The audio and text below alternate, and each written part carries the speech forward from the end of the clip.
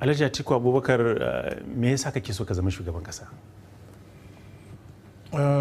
Jime, idan ka bi tarihin siyasar Najeriya ba daga yanzu na fara neman zama shugaban kasa ba.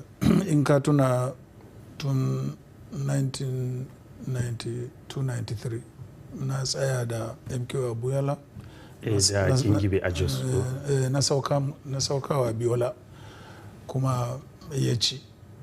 Ko da shike a lokacin ba ni na ce na so ba, amma shugabannin jam'iyyar su suka ce in tsaya. To daga baya kuma na zo na sake tsayawa 1999 nan kuma ma ka san abin da ya faru, ka tuna da tarihi na gwamna na zaɓaɓɓe aka ce yanzu in tsaya mataimakin shugaban ƙasa. Muka yi shekara 8 da Obasanjo. Sannan 2007 ya fito lokacin ba wai lalle sai na tsaya ba, amma domin nuna cewa na da 'yancin tsayawa kuma lokacin baya son tsaya na ce to na tsaya kuma na cika burin 'yanci na. Of course sai kuma sauran, amma duk in ka duba me ake cewa a filin fage na tsaya. Ban taba kaiwa inda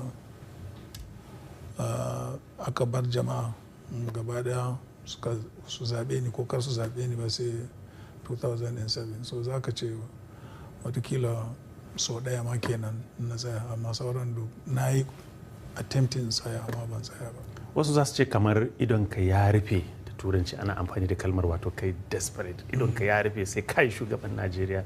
Me za ka ce? Ba haka ba ne, don ba gaskiya ba ne, don da idona a rufe sai na zama shugaban kasa. Kaga na ɗaya da ban saukawa MK Abiola ba. Na biyu in ka tuna in 2003 lokacin da duk gwamnoni suka ce ba su son Obasanjo sai dai ni ya tsaya. Kaga da na dace ne lalle sai na zama shugaban, da lokacin na karba da na zama shugaban kasa. Don haka ba haka ba ne. So idonka bai rufe ba kenan? Idona bai rufe ba. To me yasa kake so ka tsaya yanzu? Ina son tsaya yanzu domin na ɗaya dai kaga na yi mataimakin shugaban kasa na shekara 8. Abubuwan da na gani a gwamnati wanda nake ji zan iya yi ban iya yi ba, don ina mataimakin shugaban kasa zan samu dama in yi su. Kamar su me? Ka ɗauki misali kamar tattalin arzikin ƙasa da buɗe kasuwanci a ƙasanmu na cikin gida, a kawo 'yan kasuwa daga waje. Amma ana yi yanzu ko ba? Ana yi, amma ba a ba su me zan ce goyon bayan da ya kamata a ba su. Mai ka ɗauki misali yanzu kai ɗan kasuwa ne daga ƙasashen waje, kana so ka kawo jari a Najeriya, sannan an ce maka Central Bank namu tana da rates na exchange wajen daban-daban guda 3. Wato farashin dala idan aka fara da naira. Ta yaya za ka kawo abin nan? Kana cewa kai me za ka yi kenan kan haka din? To abin da za ka yi shine sai ka mai da shi farashi ɗaya, don haka kowa ya san farashi ɗaya yake amfani da shi. Amma ba waɗansu suna da farashi daban ba, waɗansu na daban, kai kuma ɗan kasuwa naka daban. Kuma akwai kuma misali na bude tattalin arzikin ƙasa domin a samu yawan aiki, musamman matasa su samu ayyukan da za su yi. Nan kuma in ka dubi abin da nake yi a rayuwana na kasuwanci, kafa kamfanoni da sauransu, wannan kuma tilas ka amince kuma ka yarda cewa ni mai iya amfani da kasuwanci ne domin a ƙara ayyuka musamman na matasa don su samu ayyukan yi ba kamar yanzu ba. A zaben da ya wuce ka mara Buhari baya, me yasa kuka raba gari da shi, me ya faru? Akwai dalilai da yawa. A jam'iyyance na tarar da jam'iyyar a gurgunce take tafiya. Wato bayan an rantsar da shi kenan? Bayan an rantsar da shi. Ai na je na same shi. Jam'iyyar nan a gurgunce muke tafiya, ni kuma ɗan jam'iyya ne. Me ya faɗa maka? Me ba abin da ya faɗa ni. ba abin da ya shi faɗa. yasa kuka raba gari da shi? Akwai wannan. Eh. Yes. Sannan kuma yadda ake gudanar da gwamnati na ba da nawa ra'ayi da kuma shawarwari wanda na gani kamar ba su da amfani, so shi ya samu ka raba. Ka faɗa mishi cewa za ku raba gari? Na faɗa mishi. Me ya ce? Bai faɗi komai ba.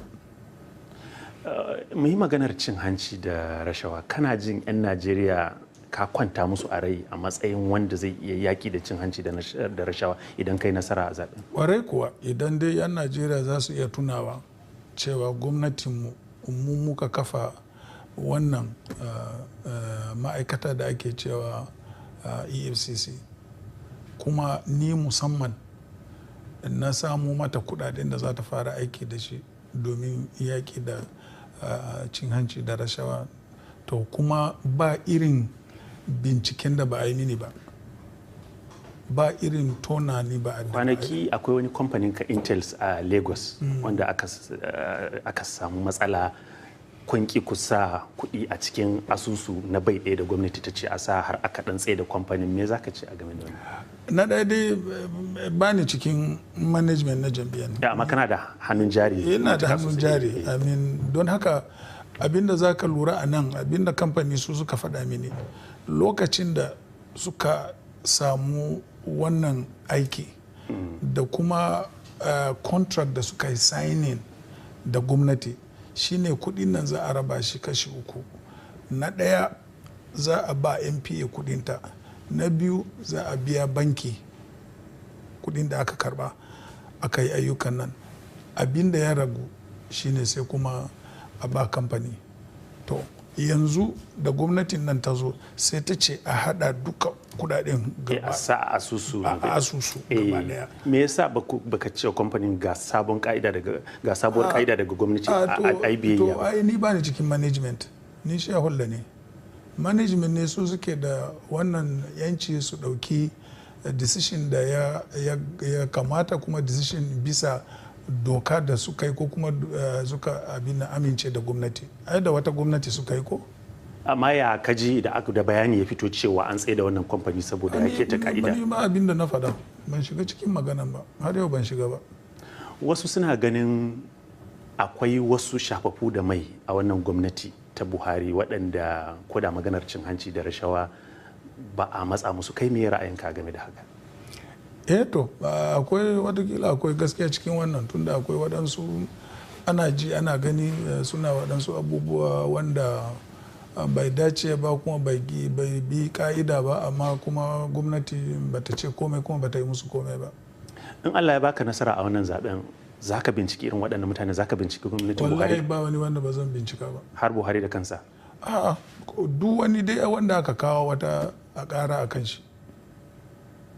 Ina nufin wai kamar ga misali an ce ga wani abu ya kamata ya yi wani abu a kai bai yi ba, za ka sa a gayyace shi a masa tambayoyi inda hakan ta kama? Ai ya danganta ga irin karan da aka kawo. Akwai karan da za a kawo in ka duba sai ka tarar ma ba wani dalili, watakila shari na irin da yawa wanda an yi mini. To da yawa wanda an yi mini sai ka zauna mutum a matsayin shi na shugaban kasa ka ce za ka bata mishi lokaci da sauransu. Amma wasu mutane idan akwai hujja karara cewa hujja karara akwai dokoki, kuma akwai ma'aikatu masu bincike suna nan, sai su je su bincika. In ka yi nasara a zaben kai a lokacin ka za a samu shafafu da mai waɗanda na kusa da kai suna abin da suka ga dama ba zai yiwu ba. Wannan ba zai yiwu ba. ai na yi mulki da an ga na yi haka. Ba a taba jin ga wani wanda ke kusa da ni ba, kuma ba a taba jin wani dangi na ko kuma ɗana ba a cikin harkar gwamnati. Shugaba Obasanjo ya ce da Buhari din da kai din duk ba na zaɓa a cikin, me ra'ayinka? To wannan ra'ayin shi ne. Wannan ra'ayin Obasanjo ne. Ka san shi Obasanjo ba wani wanda ya iya sai shi. Ka taɓa faɗa mishi haka? Ba abin da ban faɗa mishi ba, amma ba abu bane da zan faɗa nan. Amma shi Obasanjo ba wani wanda ya iya, ba wani wanda ya sai shi. Ya taɓa cewa in dai yana raye zai iya wasu ya ga cewa baka zama shugaban kasa ba. To ai ba shi ne Allah ba, kuma ba shi ne mutanen Najeriya ba. Mu yi maganar matasa. Kwanaki shugaba Buhari ya ce matasa 'yan Najeriya wasunsu ci ma zaune ne, ba sa karatu, suna jira a basu. Na ga wani sako ta Twitter da ka fitar, amma ga waɗanda ba su ga sakon ba watakila me ra'ayinka akan abin da shi Buhari din ya faɗa?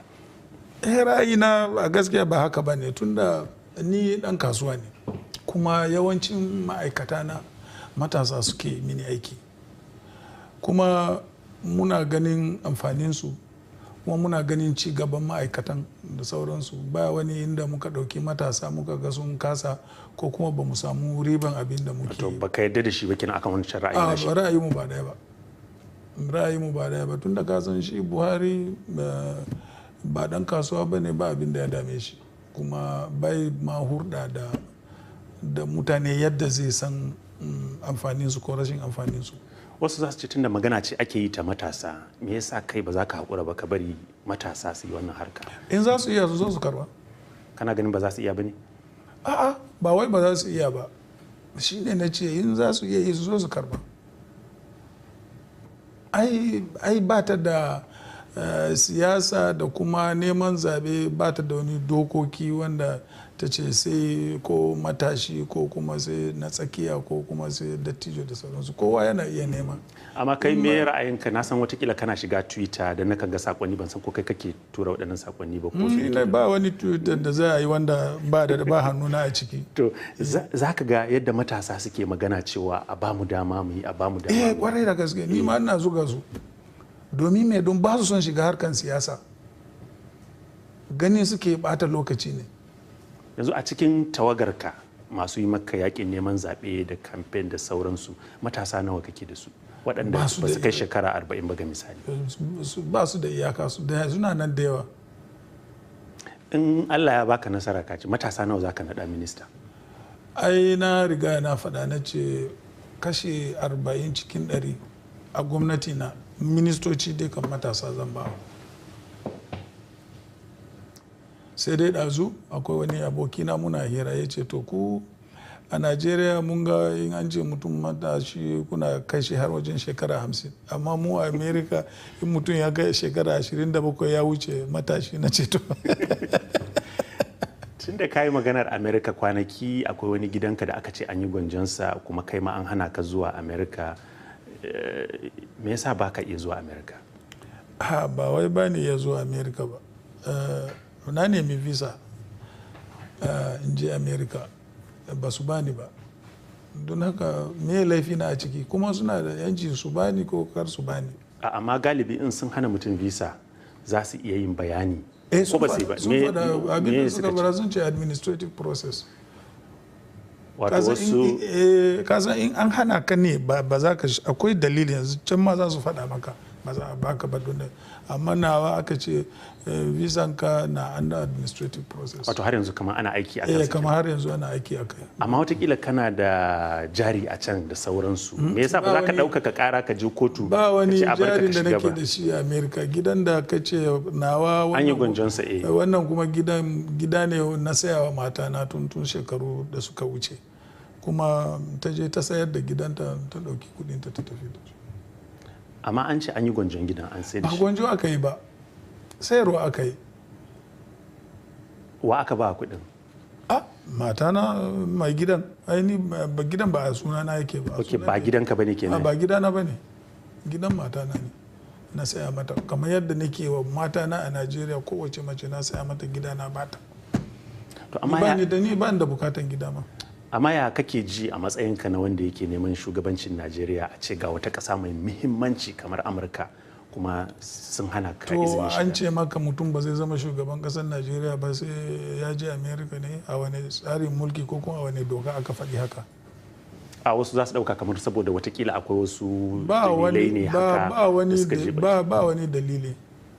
Kai kuma babu wani yunkuri da kake ka nemi bayani daga wajen su yaushe za su barka? To me zan je ma in yi to? Me zan je yawon iska? Daga ƙarshen menene sakonninka ga matasan Najeriya? Su yi yunkuri su shiga harkan siyasan nan sosai, domin duk waɗannan da suke me zan faɗa kenan, neman shugabanci da sauransu, idan ba su shiga siyasan ba za su sami shugabancin ba. Domin sai sun yi siyasan nan, ta hanyar siyasan za su sami shugabanci.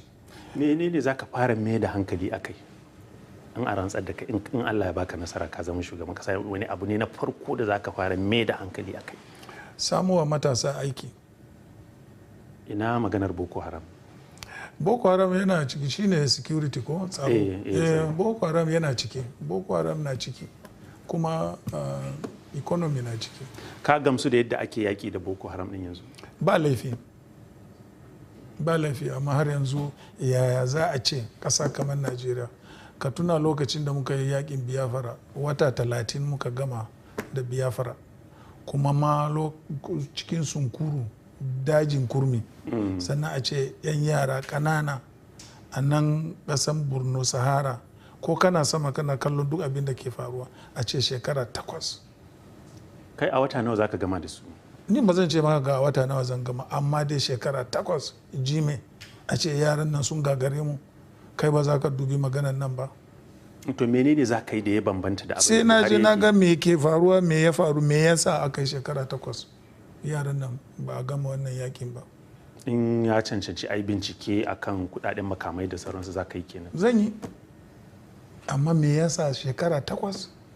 Yakin Biafra fa wata 30 muka gama. Kana ganin akwai gazawa kenan? Akwai gazawa mana, akwai gazawa. Ai ba san sojojinmu da gazawa ba. So ba za ka iya faɗin abin da za ka yi ba, sai ka je ka shiga, sai ka je ka gani, ka yi nazari akan, sai ka je ka gani, ka bincika ka ga me ya faru ne, ya aka yi har yanzu. Yaran nan fa ba training ma aka yi musu ba komai ba fa, yan ƙananan yara ka ga yadda suke.